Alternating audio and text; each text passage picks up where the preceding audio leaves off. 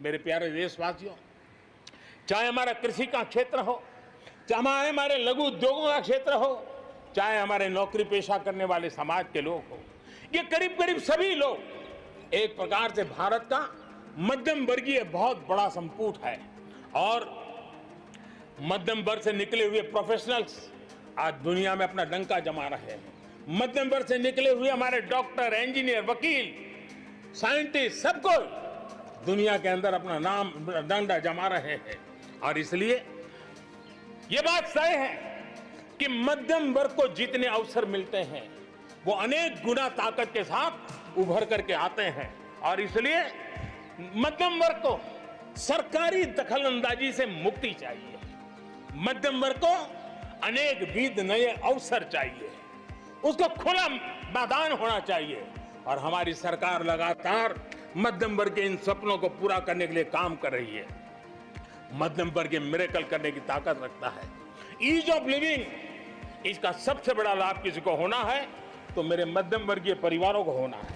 सस्ते इंटरनेट की बात हो, चाहे सस्ते स्मार्टफोन की बात हो, या उड़ान के तहत हवाई जहाज की टिकटें बहुत मिनिमम हो जाने की बात हो, या हमारे हाईवेज हो, इंफॉर्मेशन वेज हो, ये सारी चीजें मध्यम वर्ग की ताकत को बढ़ाने वाली है।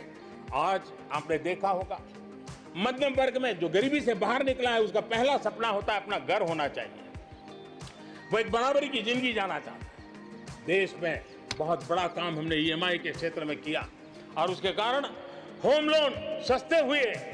और जब एक घर के लिए लोन लेता है तो लोन पूरी करते करते करीब 6 लाख रुपया कि उसके छूट मिल जाती है। यह इतना ही नहीं, पिछले दिनों ध्यान में आया कि बहुत गरीब मध्यम वर्ग के परिवारों ने पैसे लगाए हुए हैं, लेकिन योजनाएं पूरी न होने के कारण खुद का घर मिल नहीं रहा है, किराया भरना पड़ रहा है। भारत सरकार ने 25,000 करोड़ रुपया का विशिष्ट फंड बना करके ये जो आधे अधूरे घर हैं उनको पूरा करके मध्यम वर्गीय परिवारों को घर मिल जाए, उसके लिए हमने अब कदम उठाया है। जीएसटी में बहुत तेजी से टैक्सेशन कम हुआ है, इनकम टैक्स कम हुआ है।